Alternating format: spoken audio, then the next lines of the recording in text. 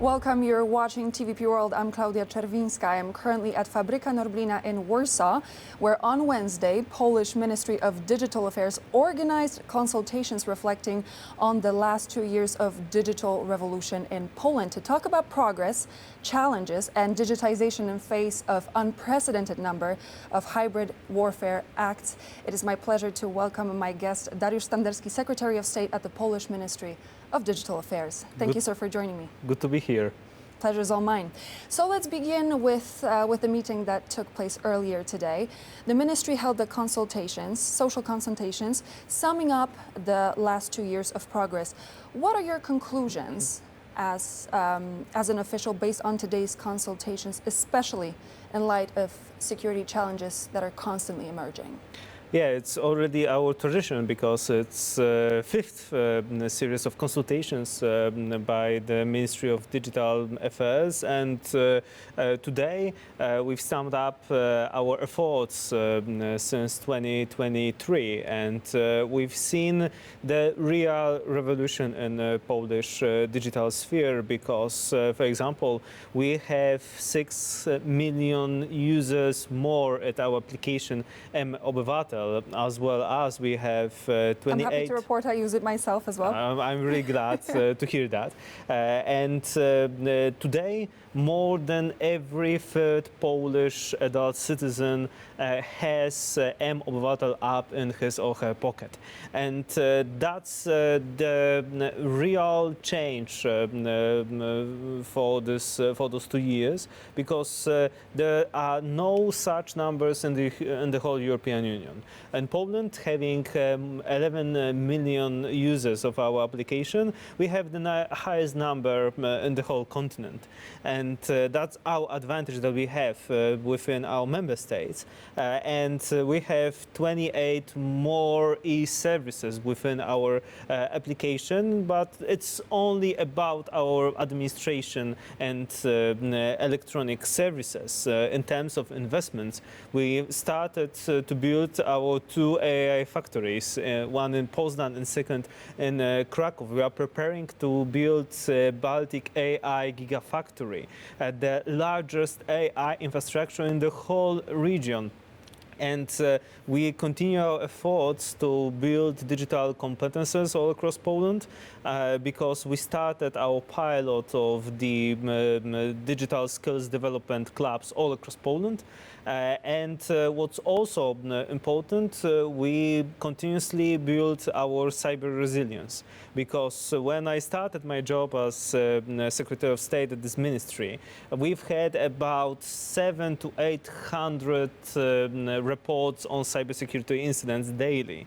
And for us, it was unimaginable to have more than 1,000. Today, we had more than 2,000 reports every day in cybersecurity. So that's why it's the new normality, and that's the new reality that we are living in. And we see that those challenges will be on growing.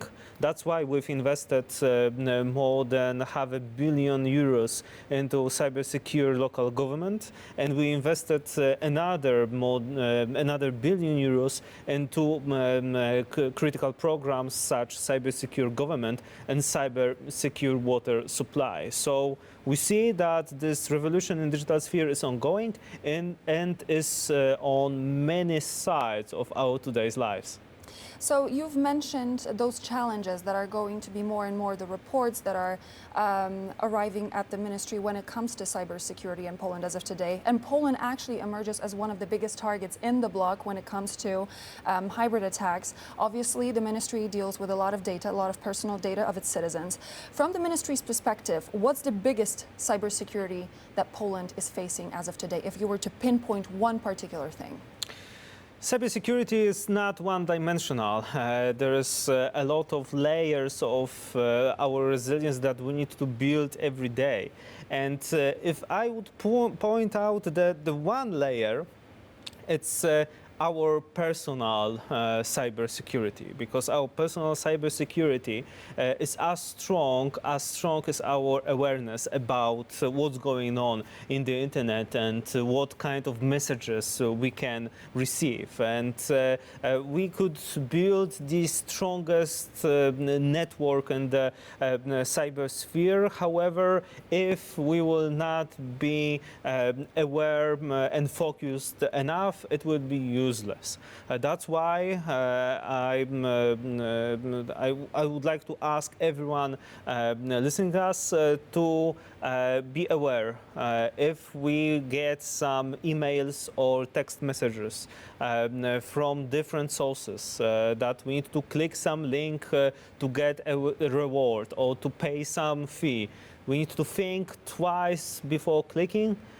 Because it could be some sort of a scam, because that could be one of the tools to infect our cell phone and to infect our apps that we use every day. We need to be focused on every situation. And if we were to take a step back and zoom out and take a look at the situation currently taking place on the continent, do you think that Poland would be prepared for a major cyber disruption and a potential regional conflict? Do you think that Poland stands a chance?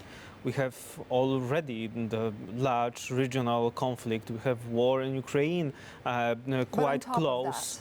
Quite close, and we face larger attempts to breach our cybersecurity walls every month, to be honest. So you're not concerned about potential increase in those acts even more? It's not about concern because the cyber war is on, and we are already on the battleground of this war. For example, in August, we had the large attempt to breach our water supply system in one of the largest Polish cities. That was the direct threat to inhabitants of the city, because suddenly water could stop running from our taps, and because of our cyber resilience back then, it was impossible for our enemies to breach this system, and we are facing those threats quite frequently. So for us, the war is already here. Let us now take a look at how the Polish Digital Affairs Ministry is working with social media and regulations around it. I would like to help myself with the notes, if you don't mind. So the European Commission decided that Czech Republic, Spain, Cyprus, Poland, and Portugal are going to be referred to the Court of Justice of the European Union due to lack of effective implementation of the Digital Services Act, known as DSA. Why do you think the Polish government is unable to introduce these regulations? What do you think stands in the way of Poland and the Polish officials of actually adapting that so we are not going to get this referral? Polish implementation of Digital Services Act already passed the Parliament. Yesterday I was in the Senate, Polish higher chamber of the Parliament, and Polish Senate today adopted this regulation. So the next step is the lower chamber, the same, and our lower chamber of the Parliament will vote, I believe, in a week from now on amendments to this regulation, and then this bill will go to the President to sign, and then at the end of every legislative process in Poland, President should sign this bill to make it law and being enforced. Do you think he will sign it? I've heard many things from the president.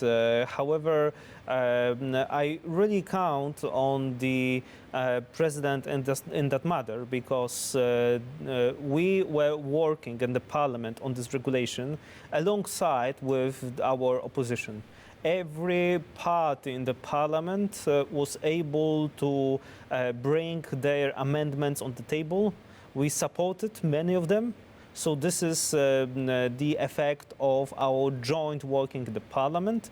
We've changed this proposal in line with the position of Mr. President.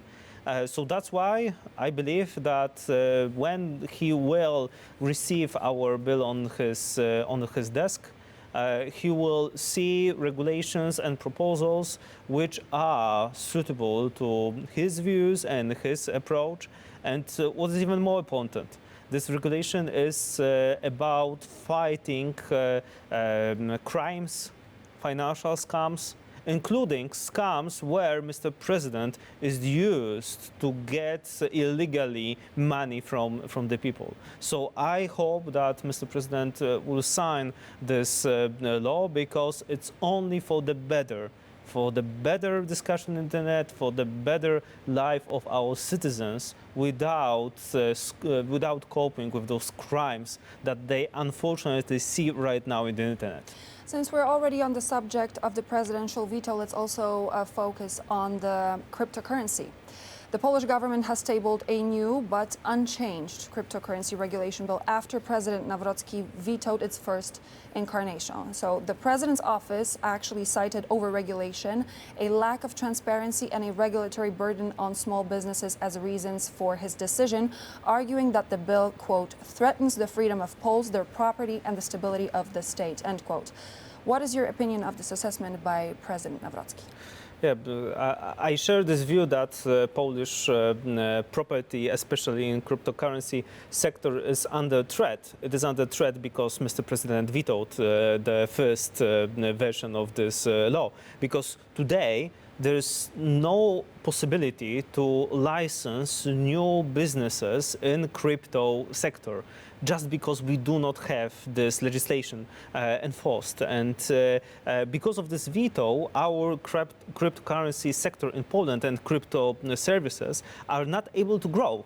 And that's the real problem that we face today. And I cannot agree with President's arguments that this is some kind of gold plating or overregulation, because in Poland we proposed to regulate cryptocurrencies in one single act. In other countries of the European Union, there are plenty of them. For example, Czech Republic implemented European law within 30 separate acts of legislation. That's why Polish implementation is quite simpler than in many other member states. So I believe that this initial decision by Mr. President was taken in the environment of not full information. And I hope that having the whole information about the sector right now, Mr. President will change this decision and finally will be able to conduct the reliable and safe cryptocurrency businesses in Poland. So how do you think the government is going to move past that hurdle and have this bill pass? Because you definitely, you showcase the problem. You said what the problem is, but what do you think the ministry is going to do in order to be able, and the government altogether is going to do to be able to move past it? I really do hope that Mr. President, having the whole information about the sector, about threats of not having this regulation, will change his mind.